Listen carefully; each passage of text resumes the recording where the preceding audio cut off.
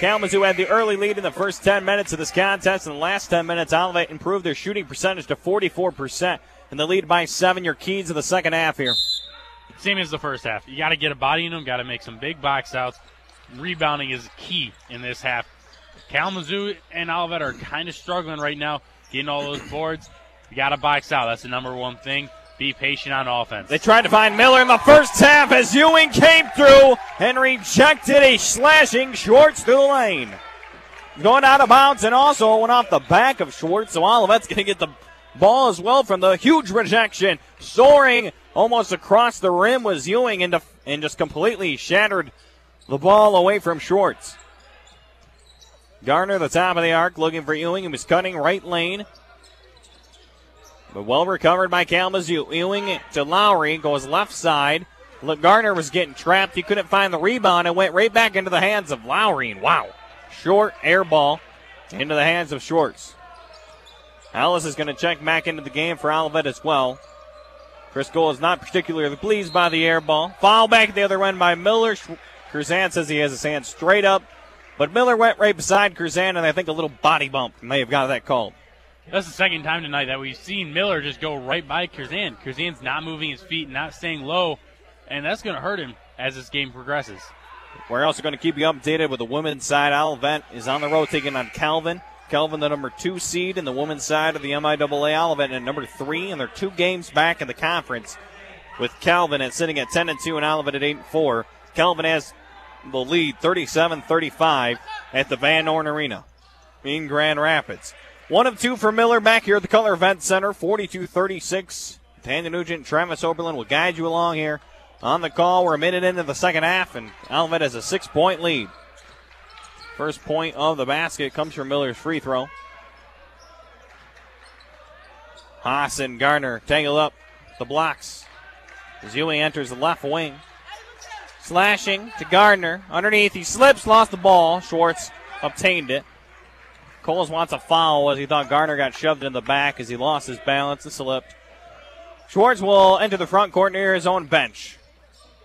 Free throw line pass is deflected away by Ellis. Miller strong enough to deflect it away from Miller. It gets to Ordnance, and finally we're going to see Tommy Curvin come up with the ball. A slashing lane for Schwartz to find Miller. It's short. He was off balance. He should have set his feet, and Haas lost it. Schwartz working like a rat inside and just snuck through and poked that ball out. And Kalamazoo with another possession. As a big man, you got to pay attention to those smaller guys. It's so hard because you're thinking, I'm holding the ball tight. You're not expecting someone to come from behind and swipe that out. Inside, give Baysdale. It's short, and there's a late foul. Coles cannot believe it, and I seem to agree. It was about a second or two after the call. I think it was a makeup for Josh Whitney's air ball shot. Ref says it hit his wrist. Going to the line, shooting 2 is Whitney. All right, so Whitney's first couple of free throw attempts today. Haas picks up his third. It's the second foul on Olivet for the half.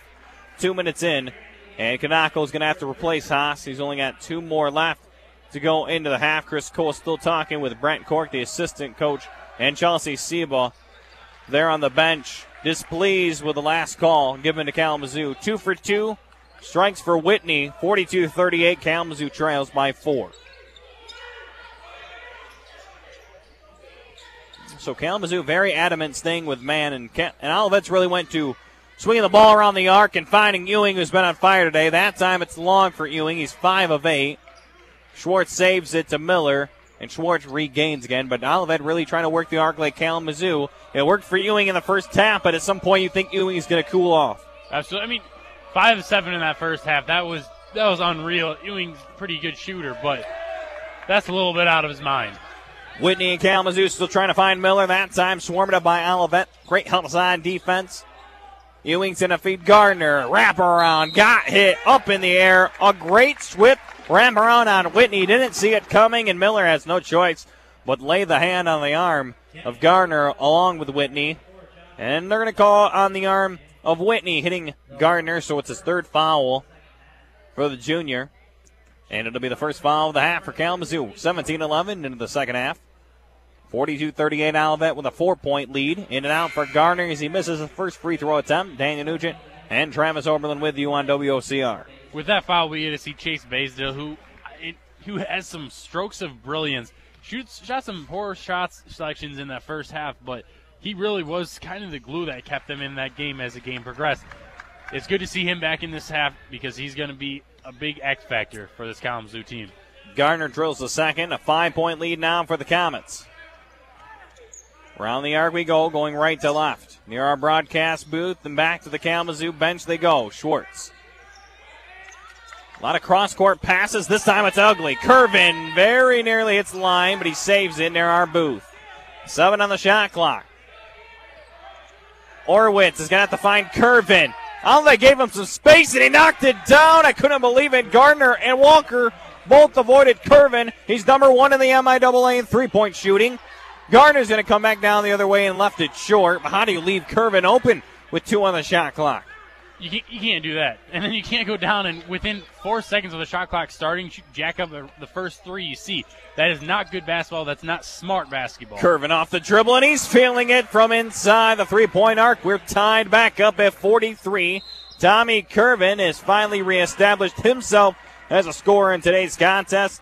He's got 10 to go along with 5 rebounds and 2 assists. He's entered the double-digit category in a big way for Kalamazoo now. I mean, Curvin's a guy that you got to get going early. He is such a great shooter, but they didn't really use him too much in that first half. He had 2 points in that first half. 3 points in that first half. And that really didn't get it done. They were down at halftime due to Curvin.